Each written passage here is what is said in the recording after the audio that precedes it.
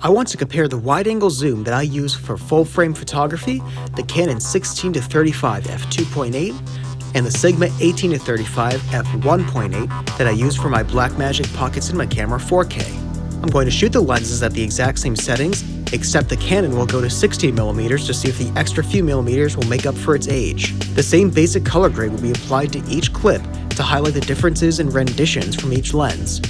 Our first scene is here at the bridge. The Sigma is showing some distortion in the corners at 18mm, but otherwise, this is a nice sharp image. Zooming it into 35mm, everything is still looking good. Let's get that focus close in on the branch to see what detail we can get. Even at 200% scale, things are looking decent.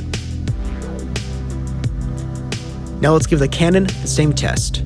Right away, the extra distortion is visible around the corners and the edges of the frame. Perhaps this is attributable to the extra 2mm. Zooming into 35mm, things are improving for the Canon. I am noticing some blue tint to the shadows, however. At 200%, the Canon is breaking down a bit.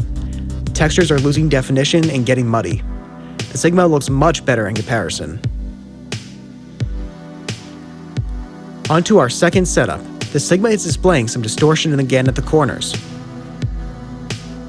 Zooming into 35mm gives us a very pleasing and sharp image. Bumped in 200% scale, this is looking good. The sharpness is coming through on these tests. Onto the Canon. Once more, the sides are egregiously distorted. This would be a tough shot to use professionally, without it being notably flawed. At 35mm, the Canon improves as it did at the bridge. The blue tint is still prominent, clearly a feature of the lens. Looking at the shot at 200% scale, however, this demonstrates the shortcomings of the Canon compared to the Sigma. The sharpness is markedly absent.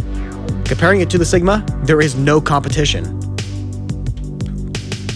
The third setup is going to tackle low light, as wide open as the lenses will go, benefited by the extra stop light afforded by my speed booster. Sigma easily takes this category again, putting the final nail in the Canon's coffin.